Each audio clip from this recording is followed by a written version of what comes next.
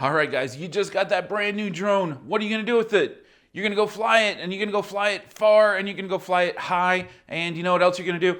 You're gonna lose it. Don't be that guy.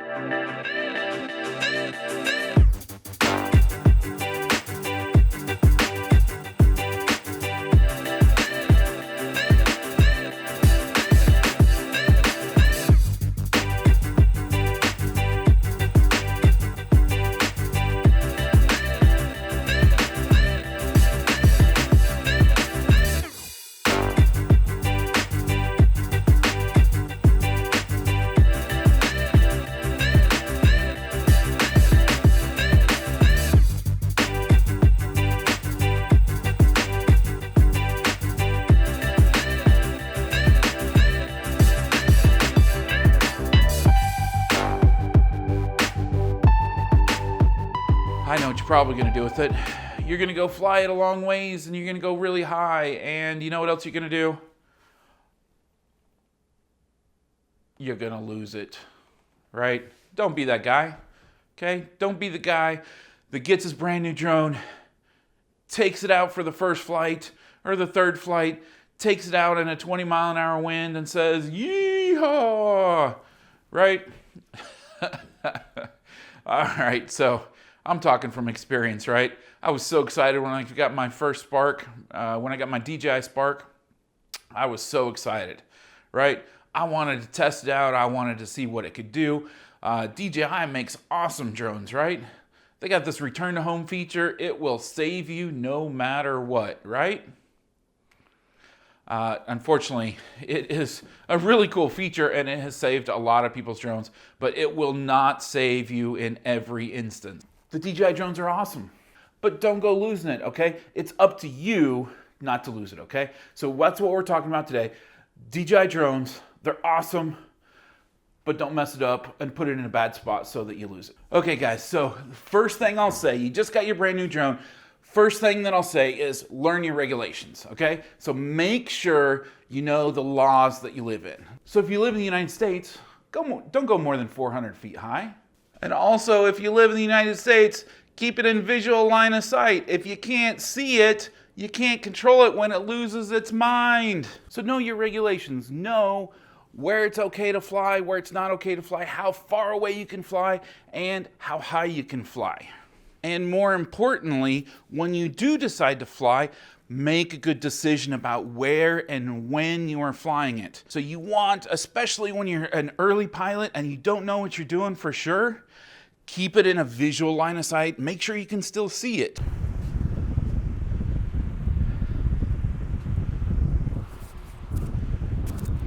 Make sure the wind isn't blowing 1,000 miles an hour. If it's dark outside, it's probably not a good time to be flying your first time or until you're really experienced. And also, make sure that it's not against the law to fly when it's dark. If it's dark outside, then it's probably not a good idea to be flying outside until you're an experienced pilot. And no, 3 flights under your belt does not count you as an experienced pilot. Also, make sure that it is not against the law to fly at night. A lot of countries have regulations that don't allow you to fly after civil twilight is done. A lot of countries, that's 30 minutes past sunset or 30 minutes before sunrise. If it's super cold outside, you need to make sure that the battery and the aircraft stay warm. Keep it inside until you're ready to go outside, or keep your extra batteries inside your coat pocket, inside next to your body, not an outside pocket. A cold battery is possibly a dead drone, so keep it warm and expect to have a shorter than normal battery life. Now, if you are going to go ahead and fly in bad weather or lots of wind or cold or dark, I really suggest you have a strong plan before you fly and make good decisions while you're up there. If you're up there and you get any errors, you should land immediately. You may not be able to get it back to your home location, but you may be able to land it in a safe spot close to where it's at that you can go get it. That is better than having to trudge through the trees and the brushes or in a lake to try and find a drowned drone. And if you do decide to fly in the wind, fly upwind. Do not fly downwind. Position the start of your flight so that you are flying upwind into the wind. You do not want to fly downwind and fly with the wind for a couple of reasons. First off, battery life. Flying into the wind is going to kill your battery more. So if you're flying downwind, you're going to get further away and maybe you're going to risk not getting all the way back home if you get into a low battery situation. Now, the other reason you want to fly into the wind instead of with the wind is because if you get into a critical situation, if your drone has some sort of a problem, right? Loses GPS connectivity, has a compass problem, has a yaw error, has any number of issues, you know what's going to happen. You're going to get dumped into ADI mode and you are going to be responsible for flying the drone home. And now when I say you are going to be responsible for flying the drone home, you and you alone, when it goes into ADI mode, you are in full control of that, okay? Now, the wind is going to be pushing it, right? The wind will push your drone when it is in ADI mode. But it is your responsibility. It is your responsibility to fly the aircraft in ADI mode. Okay, and yes, when you are in ADI mode, when your drone goes to ADI mode, you do have control. I know it feels like you don't have control. I've been there. I've done that. But I guarantee you have control, okay? So don't give up. Try and fly it home. Don't give up. I'm telling you, I've seen too many people give up when it's in ADI mode, assuming that they don't have control. But their inputs are controlling it. And I know it's really tough, but that is why it's really important, especially when you're in bad conditions, strong winds, it's cold outside, you got a low battery, all that stuff.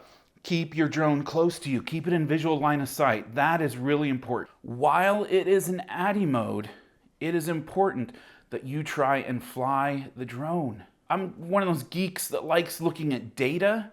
And one of the things I enjoy doing is looking at other people's logs from their crashes and their flyways to see what happened. How did they have a flyway? What caused it? And a lot of times, there's an event that occurs that may not be known exactly what that event is that caused it, right? You could have magnetic interference. It could be a hardware problem. It could be any number of things. But when that problem happens, the aircraft goes into ADI mode, and then the pilot either panics and doesn't do anything, or they may make just random inputs. But a lot of times they just give up and just say, oh, I got no control. But you do have control. I see it in the logs. I can see it where the inputs that are given to the sticks actually do make a difference in where the aircraft goes. I've seen it on my own. I've had 2 flyaways now. One I've got a video about, another you'll be seeing a video about here soon. When it's in ADI mode, you do have control. I know it feels like it's just flying back to China. It is not flying back to China. Don't listen to that stuff. It doesn't remember its original home point or anything like that. It's in ADI mode. It doesn't know anything. It's stupid at that point. It's a dumb drone, and it will not go anywhere that the wind or you don't tell it to go, unless, of course, you have a hardware problem. If you have a hardware problem, that's a different issue. But when it's in ADI mode, don't give up. Try and fly it, okay? If the wind is blowing really hard, sports mode may be your friend. You may need sports mode to be able to get yourself out of a problem, okay? So if the wind is blowing hard, in normal mode, the Spark will only go like 12 miles an hour, right? If you turn off object avoidance, it'll go up to about 20 miles an hour. In sports mode, it goes 30 miles an hour. You may need that 30 miles an hour and the power that comes with that to get out of a situation. Now, I don't often advocate for new users to put it into sports mode, but if your Spark is getting pushed away and it's going faster and faster, you may need to flip to sports mode to get the power you need to overcome the wind. Now, one other scenario that I know of that has started coming up a bit more recently, and I don't know if it's because of a software change in what DJI is putting out there, or it's just more occurrences because we have more aircraft out there getting put into other positions. The aircraft going into an auto landing mode. There's been some different scenarios where this has occurred, but a lot of times it's when you're caught in fog or a misty situation, and I think something's happening with the visual positioning sensors that's confusing it. Whether that's something going wrong with the sensor, something on the sensors, or just the sensors interpreting something because you're doing something you shouldn't be doing, putting it in a cloud, in a fog, in a misty situation, and those VPS sensors just cannot figure out what's going on, so it goes into an auto landing mode. Okay, so what should you do if it goes into auto landing mode?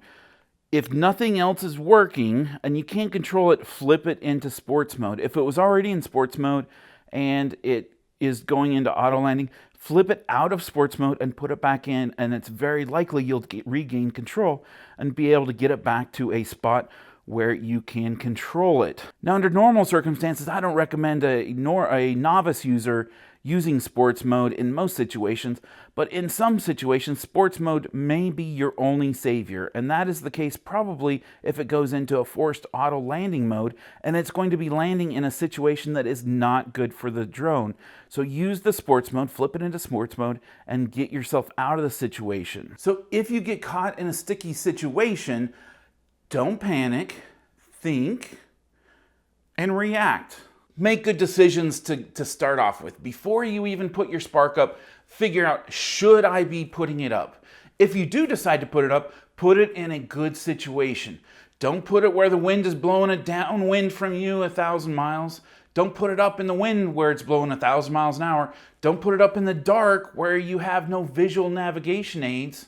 Don't put it out in super cold, -40. It might not behave like you expect it to. If you do decide to put it up, then have a good plan for what your flight is going to be. Make sure you know where alternate landing zones could be. Make sure that you have a clear line of sight between where you are and where your drone is and where the wind might blow your drone. Have a plan, make good decisions.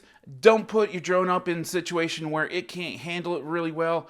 And don't put it in a situation where you can't handle it. You can't handle the truth! Also, make sure that when you're flying your drone, that you're flying in an area that you can see.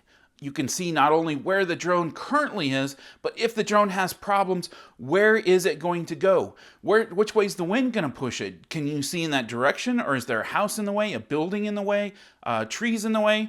Make sure that you know which direction your drone is likely to go if you have a problem and it goes in ATTI mode, and make sure that you have a clear view in that direction. So make sure that you have a valid landing zone, not only the home point where it's currently at, but look on the map and look at the surrounding area.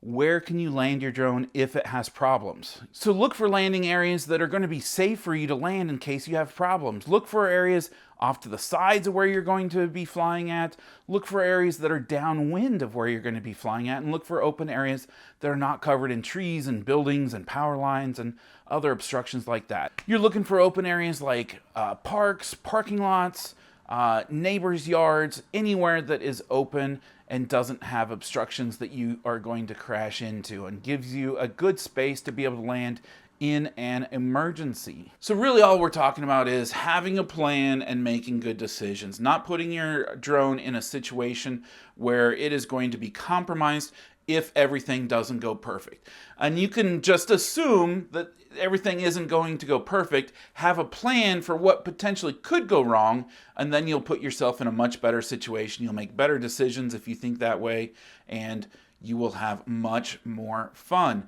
Now, the technology is not perfect. It is really good, really, really good, but it can't account for everything. There's going to be hardware failures. There's hardware failures on $100,000 automobiles, right? We can't expect a $500 or $1,500 drone to be perfect.